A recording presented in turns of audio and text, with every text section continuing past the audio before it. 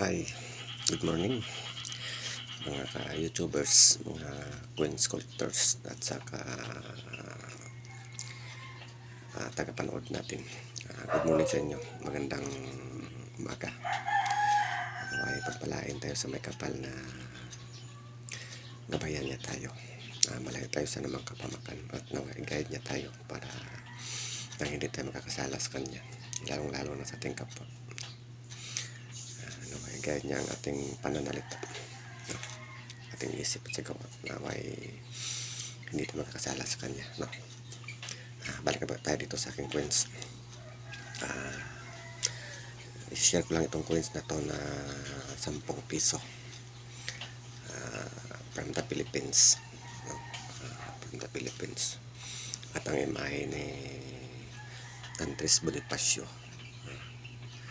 yan, Andres Bonifacio, ating dakilang bayani ng panahon ng mga Kastila na mga dumadayo sa atin dito noon, na isang kasaysayan na siya ay naging bayani. Kaya yan siya nilalagay sa ngayon dito sa imahe ng 10 piso, no? At dito sa likuran nakalagay ang kung saan nakalagay ang dangal at kasaysayan, no?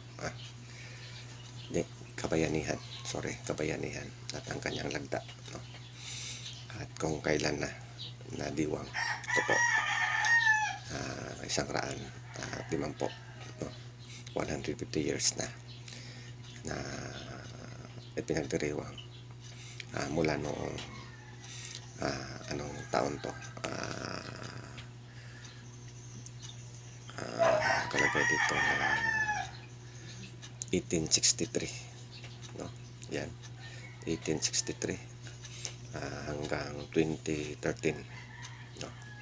Kung saan ito nilabas siya 2013 at ngayon ay nandito na tayo sa taong 2026, no? Idagdag natin ang 13 years, so magiging 163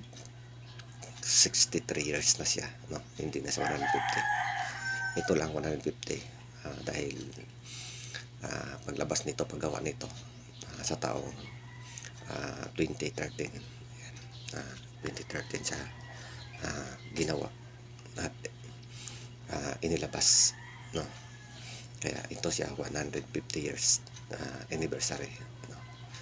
Dangal at kabayanihan na sa gisak nitong coins na to, kasaysayan na ang coins na to, no? Ito po ay kasaysayan ng coins, kung bakit inilabas ito at kung bakit ginawa ito, coins na to na tinatawag na commemorative coins, no?